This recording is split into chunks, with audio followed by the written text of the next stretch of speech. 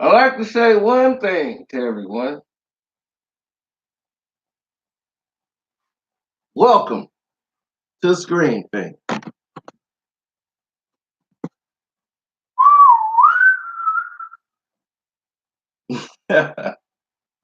And right now, what you're seeing is Happy Death Day to You. The sequel to the movie Happy Death Day that came out.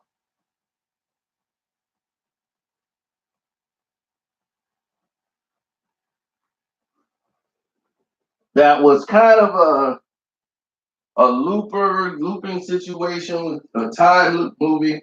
That was kind of cute. It was kind of cute. It was okay. It had its little funny, quirky parts, but it made a lot of money. This is the time when you put those February Valentine Day movies out, where you have the teen movies that pop up and you make your little money off of it. But it was kind of interesting. And they decided, let's make a sequel. So let's get some more money. Right? Of course. Money's money, money. Hubba, hubba, hubba. Money, money, money. Who do you love? So naturally,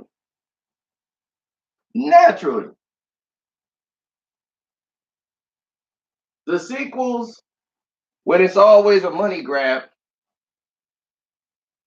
always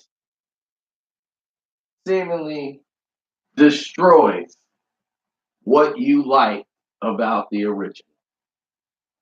Now, I thought the movie was ridiculous, the first one, but it was okay. It had some entertainment to it. But one of the things I liked about the first one is that it was never really explained at all how she was going through this loop. How did the day keep repeating? It was never explained.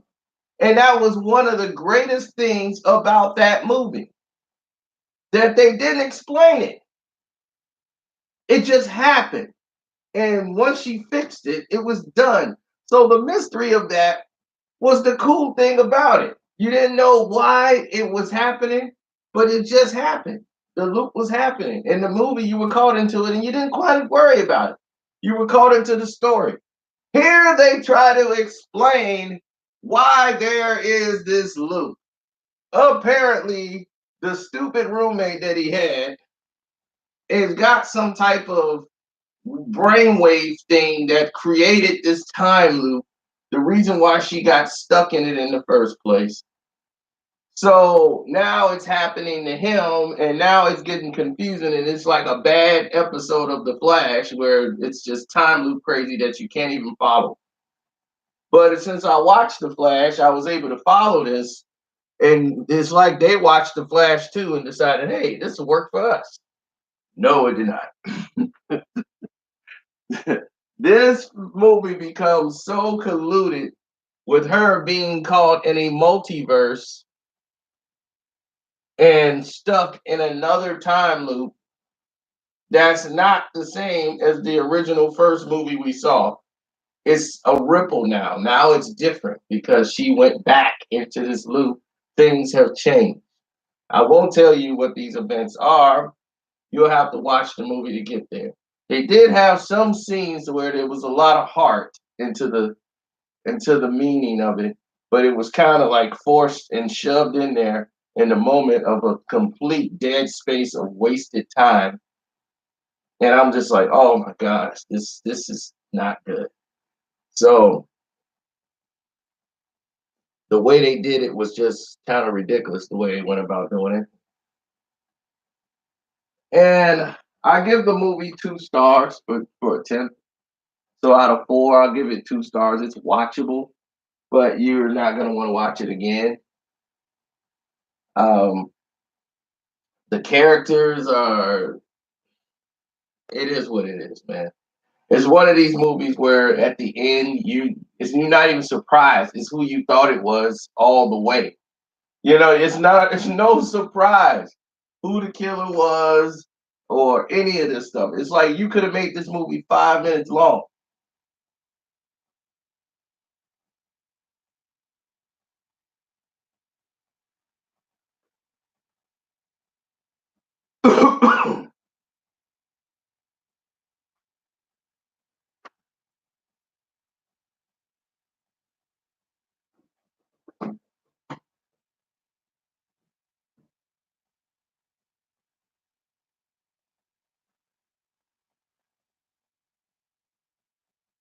So anyhow,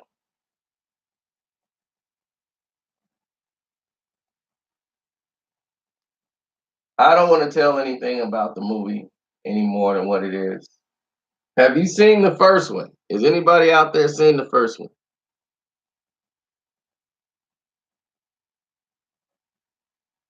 You said you just got here. Is it a good movie? It's watchable, but you're not gonna pretty much understand it unless you watch The Flash.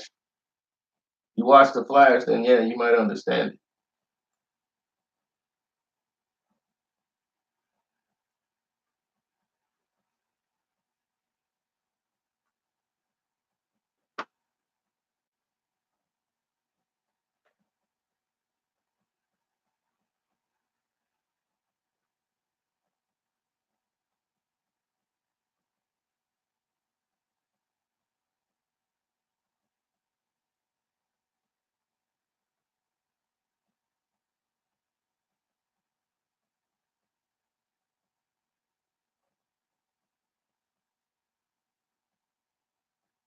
Yeah, well, I mean, for this film, it's not something that you would want to keep putting your money into.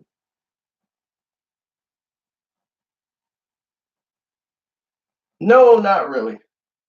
The first one in this movie is basically the same. It's funny because they explain this movie and the sequel within 30 seconds. She explains it to him. She's like, "Oh, he got caught in a time loop and where I had to find out that my roommate was the killer in part one, and then I find and I kick her out of a window, I kill her, and now I'm stuck in a time loop because you created a time this machine that puts everything back in a time loop, and now I'm here, and the whole thing is different." She did the whole thing in like 30 seconds in the movie. So I'm like, well, okay, well, at least we know why we're here. And it's explained to us in 30 seconds what the first movie was, why we're here for the sequel, and what we're supposed to be getting or trying to achieve in this sequel. She's trying to fix this time loop and get them to fix their time machine thing that they fixed that seem to create these time loops.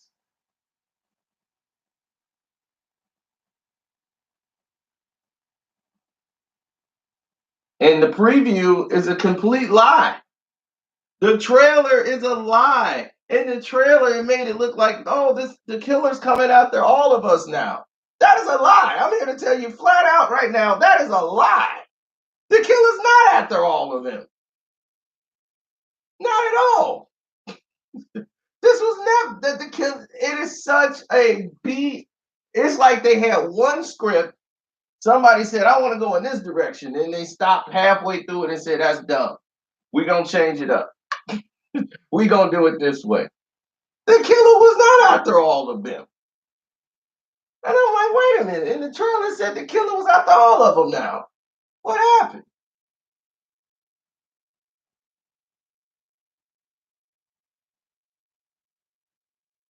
See, that was one of those things that made the editing room floor, but shouldn't have. That was it. Right there. That was one of the things that made it to the editing room floor. That shouldn't.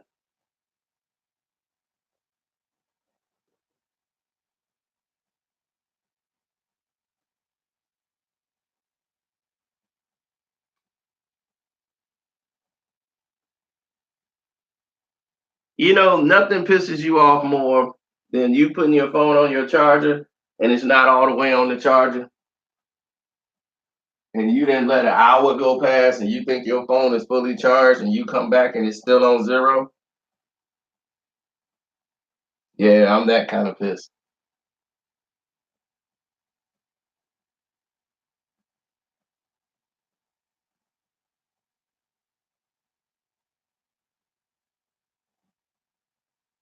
I'll tell you what's gonna be a good one that us.